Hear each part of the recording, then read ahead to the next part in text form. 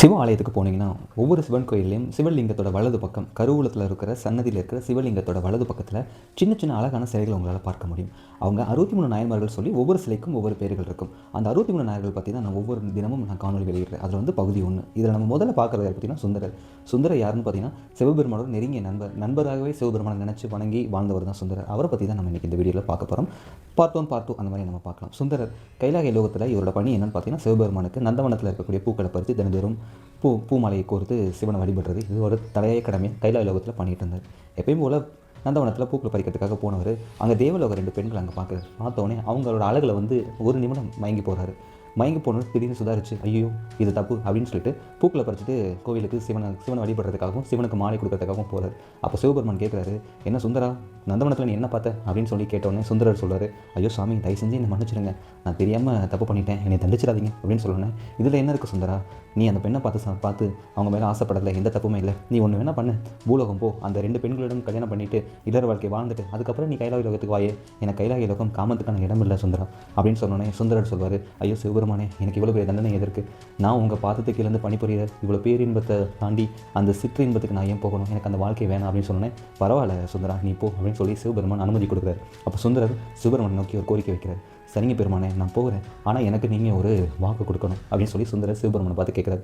என்ன சுந்தரா கேள் அப்படின்னு சொல்லி சிவபெருமான் கேட்ட உடனே, நான் பூலோகத்துக்கு போய் அந்த பெண்களோட திருமணம் பண்ணிவிட்டு 2 பெண்களை திருமணம் பண்ணிவிட்டு இல்லற வாழ்க்கை வாழும்போதும் சரி, இல்லை நான் என்னோட நிலை தெரியாமல் நான் தப்பு பண்ணும்போது அந்த வாழ்க்கையில் நான் நிலை தெரியாமல் தப்பு பண்ணும்பொழுது என்னை நீங்கள் தான் தடுத்து ஆட்கொள்ளணும் அப்படின்னு சொல்லி சிவபெருமானை நினச்சி வேண்டுவார். சிவபெருமான் அனுமதி கொடுப்பார். பூலோகத்தில் வந்து பார்த்திங்கன்னா சுந்தரர் வந்து குழந்தை பிறப்பார். அவருக்கு வந்து நம்பினார் அப்படின்னு சொல்லி பேர் வைப்பாங்க.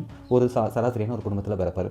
அவர் வந்து குழந்தை பிறந்து அந்த குடும்பத்தில் நல்லபடியாக அந்த குழந்தை வளர்ப்பாங்க. அந்த குழந்தை ரொம்ப அழகாக இருக்கும். சுந்தரர் மனிதனை பூலோகத்தில் பிறக்கும் பொழுது அந்த குழந்தை ரொம்ப அழகாக இருக்கும். அந்த குழந்தை ஒரு நாள் திருவிழா விளையாடும் பொழுது அந்த நாட்டோட மன்னர் இந்த குழந்தை பார்ப்பார். யார்? சுந்தரரோட பிறப்பை பார்ப்பார்.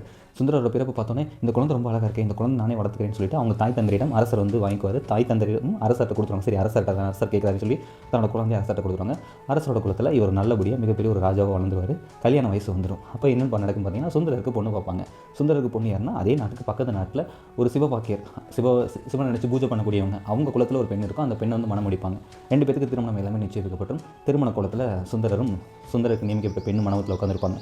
சுந்தரர் பூலோகத்துக்கு வரதுக்கு முன்னாடி சிவபெருமான் நினச்சி ஒன்று வேண்டியிருப்பார். என்ன வேண்டியிருப்பார்னா, நான் ஏதாவது தப்பு பண்ணால் தடுத்து ஆட்கொள்ளணும்னு சொல்லியிருப்பார்ல. சுந்தரர் அங்கே சிவலோகத்தில் அதாவது கைலாய லோகத்தில் பார்த்த பெண்கள் இந்த பெண்ணு கிடையாது. அதனால் சிவபெருமான் தடுக்கிறதுக்காக என்ன பண்ணுவார்னா, ஒரு சாதாரண ஒரு ரொம்ப வயசான ஒரு அடியார வயசத்தில் வந்துட்டு நேர திருமணத்துக்குள்ளே வந்துட்டு சுந்தரம் நம்பி, அது ஆக்சுவலாக சுந்தரோட பேர் நம்பி. பூலோகத்தில் நம்பி ஒரு நிமிஷம் நில்லு, நீ வந்து எனக்கு அடிமை சரியா, நீ என்ன அடிமை சாசனம் எழுதி கொடுத்துருக்க, அதுக்கான ஆவணங்கள் என்கிட்ட இருக்குது, அதனால் நீ என்ன பண்ணு, அந்த கல்யாணம் பண்ணாத நீ எவ்வளோ கிளம்பி வா அப்படின்னு சொல்லி சிவபெருமான் அடியார் வேஷத்தில் சொல்லுவார். உடனே சுந்தரர் கோவப்பட்டு நீ யார் பித்தா பேரியனோ, நீ என்னை வந்து இப்படி சொல்லிட்டு இருக்க, அதுக்கு என்ன சான்று இருக்குது அப்படின்னு சொல்லி அந்த அடியாரை பார்த்து நம்பி கேட்பார். உடனே அந்த அடியார் சொல்வார், இந்த ஓலை இருக்குன்னு சொல்லி ஓலையை காட்ட உடனே நம்பி என்ன பண்ணுவார், கோவத்தில் அதை எடுத்து கிழிச்சு போட்டுவார் ஓலையை.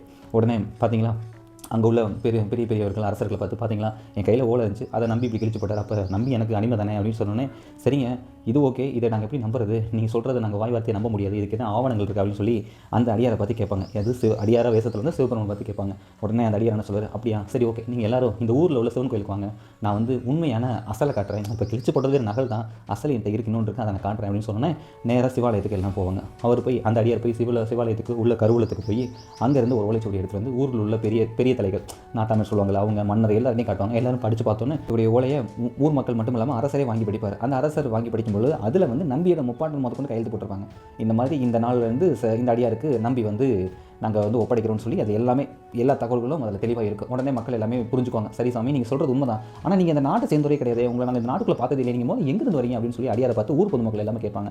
அப்போ உடனே அந்த அடியார் என்ன சொல்வார், நான் எங்கேங்க இந்த சிவாலயத்துக்குள்ள தான் இருக்கிறேன், நான் இங்கே தான் என்னோட இருப்பிடம், இங்கே தான் நான் வாழ்கிறேன், இங்கே தான் இருக்கேன்னு சொன்னோன்னே மக்களுக்கு புரியாது, என்ன இவர் இங்கே தான் இருக்க, நம்ம இத்தனை வருஷமாக பார்த்ததே இல்லைன்னு சொல்லிட்டு, சரி ஓகே நீங்கள் எல்லாருமே இது ஆவணம் கேட்டீங்க, நான் கொடுத்துட்டேன், இப்போ நம்பி என்னோட அடிமை, சரி நம்பி நீ என் கூட வா அப்படின்னு சொல்லிட்டு கோயிலுக்குள்ளே நம்பியை கூட்டிகிட்டு உள்ளே போவார்.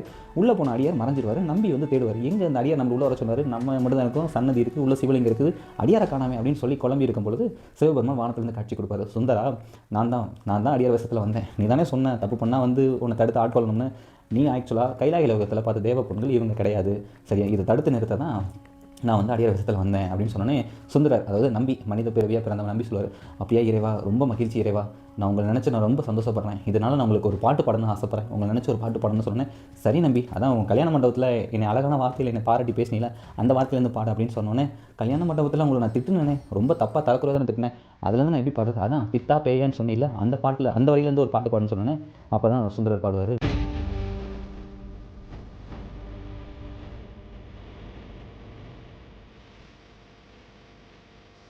இதோட மட்டும் முடியலைங்க, இன்னும் சுந்தரரோட அடுத்த பகுதியை அடுத்த நாள் பார்க்கலாம்.